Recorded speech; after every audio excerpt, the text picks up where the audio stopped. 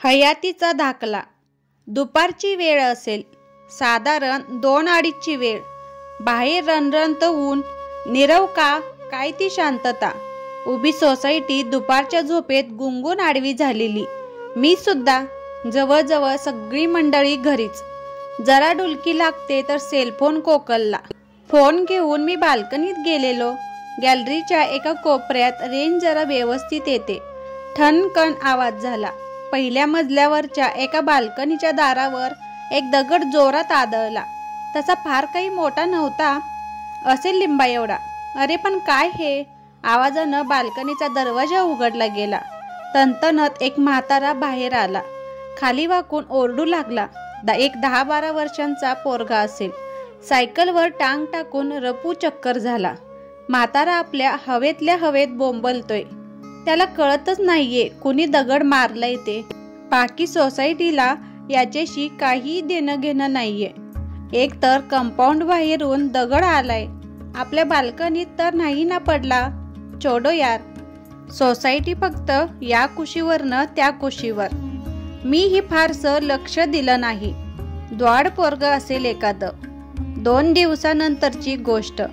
दिट्टो तसाच फोन आलेला. दिट्टो तीच वेळ. मी दिट्टो तसाच गॅलरीत उभा.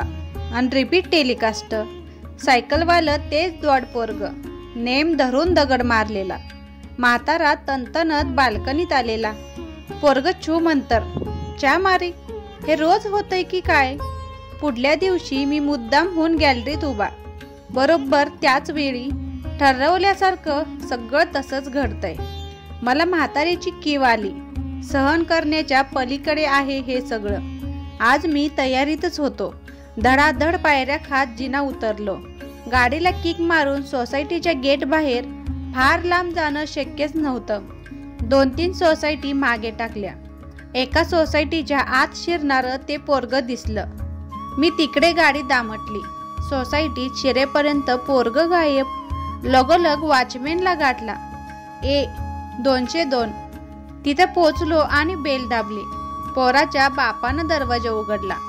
पोरग पॅसेजच्या पडद्यामागे लपलं. बाप चांगला माणूस वाटला. त्याला सगळा किस्सा सांगितला. त्याला खरंच काही माहिती नव्हतं. तो पेटलाच एकदम. पडद्यामागनं पोराला खेचला त्याने. तो त्याला तोडवणार एवढ्यात त्या पोराच्या आईमध्ये पडली. थांबा, सलीलची काहीही चूक नाहीये यात. मीच सांगितलं होतं त्याला तसं करायला. तो म्हातारा बाप आहे माझा. मागच्या वर्षी आई गेली तेव्हापासून एकटेच राहतात ते. माझं तोंड सुद्धा बघायचं नाहीये त्यांना. एकुलती एक मुलगी मी त्यांची.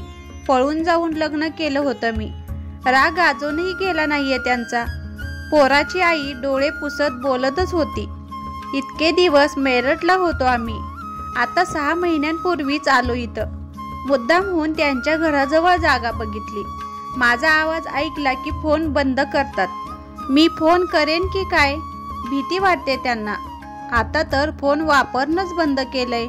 जीव तुटतो माझा. दगड मारणं चुकीचंच आहे मान्य. ते तणतणत बाहेर आले की बरं वाटतं. सगळं ठीक आहे म्हणायचं.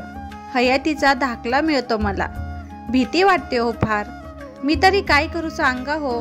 मला काही बोलताच येईना. ताई, ती दगडफेक बंद करायला सांगा आधी.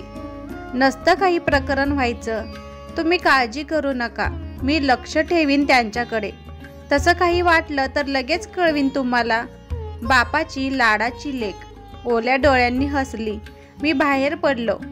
काल संध्याकाळी म्हाताऱ्याला गाठला. खाजवून खरूज काढल्यासारखा तोच विषय काढला. म्हातारा चवताळला. शिव्या घातल्या पोरीच्या नावाने. ती मेलीये माझ्यासाठी. शेवटी ढसाढसा रडला. त्याला म्हटलं, दोन्ही मुलगेच मला. लेकीसाठी जीव तडपडतो. देवानं दिलेलं दान का लाताडताय? विसरून जा सगळं. जावई भला माणूस आहे तुमचा. म्हातारा खूप रडला. मला घेऊन जातोस तिच्याकडे? आजच सकाळी 8 वाजता तिच्या घराची बेल वाजवली. म्हातारा लपाछपी खेळत असल्यासारखा दरवाज्याच्या अलीकडेच लपलेला. ती दार उघडते. मी एवढंच म्हणतो, तुझ्या हयातीचा धाकला घेऊन आलोय. पुढचा कार्यक्रम बघायला मी तिथे थांबलोच नाही. घडी भर तू थांब जरा. ऐक त्याची धापर लई अवघड हाय गड्या उमगाया बापर उमगाया